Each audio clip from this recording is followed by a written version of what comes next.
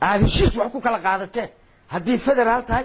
iyo haddii ay state tahayba muxuu yahay inuu ku yidhahdo gaar kuu fiiriyo islaamnimo maaha meel ka dhac weyn waa loogu soo horjeedaa wasaaradda arrimaha gudaha beeshaan 44 jifo ayay ka tirsantahay 44 jifo wax qarsoon maaha 108 tuulona waa digtaa 108 tuulo state bay ka mid tahay ay ku jirtaa oo Itoobiya walaalaha dariskeena 68na hirshabeelle ay kula jirtaa haddii aanan la dhageysan haddii aanan codkooda socon haddii aanan lala tashanin dastuurkana meel baa looga dhacay sharciyada islaamka meel baa looga dhacay darisnimadii meel baa looga dhacay arrintaas waa ka soo horjeedaan annagana inaan ku dhawaaqna xaqan u leenahay qul الحق walow kana murra ha kharaaraada hadduu rabo xaq ciddii doonto ha dhibsato wix ilaahay ku siiyey cid kaa qaadi karta male ilaahay baa beeshaan siiyey balad weyne ayagaa iskale awal u ahaan jiray haddana ahaan doona weligoodna waa joogi doonaa insha allahu ilaa qiyaama ay ka qoy wasaaradda arrimaha gudaha annaga haddii nahay beesha makane waxaan jir saxaafadeedkan u qabanay ama uga soo horjeednaa habka ay u socoto dhismaha golaha deegaanka annaga markii aan nahay beesha makane waxaan taageernay oo aan soo dhaweynay oo aan hindisi sharciyaadkii wax kaga bedelnay inuu golo deegaan lagu dhaqmo maadaama dhibaato fara badan muddo 29 sano ah dhib fara badan ka dhacay beelihii beelbeel isku dulmay xuquuqdii dadka la dafiray lis dhacay dhib lisku geystay waxaan go'aansanay hawshaas macnaha ku hirgeli kartaa ama ay ku day kartaa inaan qaadano golo deegaan golaha deegaanka hindisi sharciyaadkii waxna waa uga bedelnay waxna waa uga darnay hindisi sharciyaadkiina waxaan ku heshiinay oo isla meel dhignay in uu golaha deegaanka uu ku shaqeeyo laguna xisaabtamo tuulo degmada beledweyne inay ku xisaabto tuulo sida deegaanka loo yahay weliba 1991kii wixii ka dambeeyey dowladda tuulooyinkii la sameeyay hataa inaysan waxba ka jirin oo tuulooyinkii salku u ahay oo dadka deegaanka intii dowladda burburin tuulooyinkii ahaayeen dadkii deegaanka loogu yimid waxaan ku qanacsanay ama aan ku qanacnay golo deegaan haddana waxaan arkaynaa wasaaradda arrimaha gudaha oo hirshabeelle inay nidaamkii aan ku heshiinay ay ballantii mar walba laga baxo hayo ama dhinac marow hayne maxaa yeelay hor u dhacyada hadda ay qabanayaan ama seminaaro aan noqdaan ama wada tashi aan noqdaan marka in horta first one lagala tashto waxaan rabnay annaga beesha makane oo loogu yimid dadka deegaanka ah oo dadkii tuulooyinka degnaa ah oo beesha xaq u lah oo aad beel nabadeed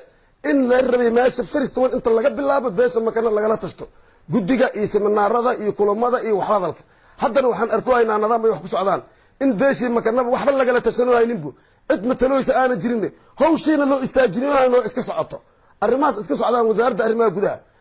ama federaalka aan noqdaa hirshabeelle markaa seminaarkan dirshaadka markaan galayni federaalka iyo hirshabeelle way u wada fadhimeen federaalkana wuu ogaa hirshabeelle way ogaan haddii hoos loo soo daadaji waxaan ka rabnay wasiirka arrimaha gudaha ee hirshabeelle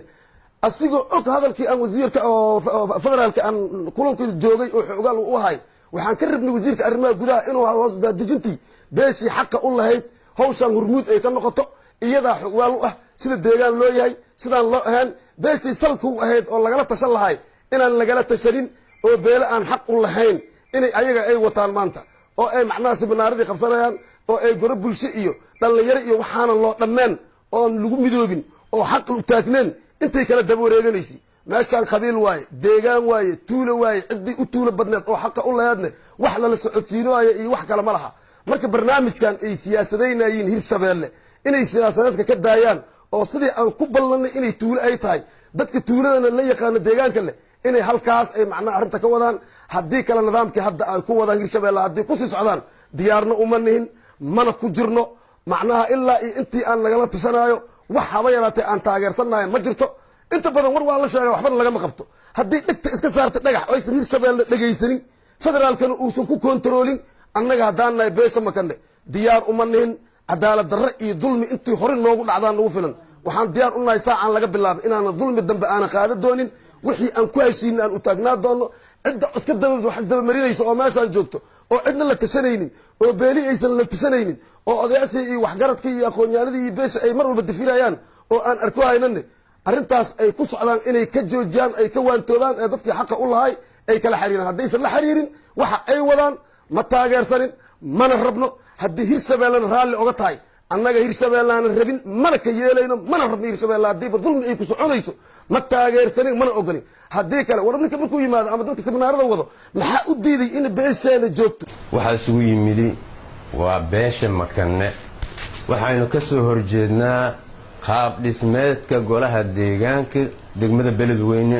lagu wado markii ugu horeysay waxaan goobjoog u ahayn oon soo dhaweynay furitaankii golaha deegaanka habkii lagu furay lagu qudbeeyay iyo habka uu ku socdana farqiga u dhaxeeyo waa maasdin dadka martida talka ka soo gashay salaan kadib waxaan leenahay golaha deegaan la dhisaayo golaha deegaan hadii la dhisaayo dadka Beledweyne degan waa dad walaalo ah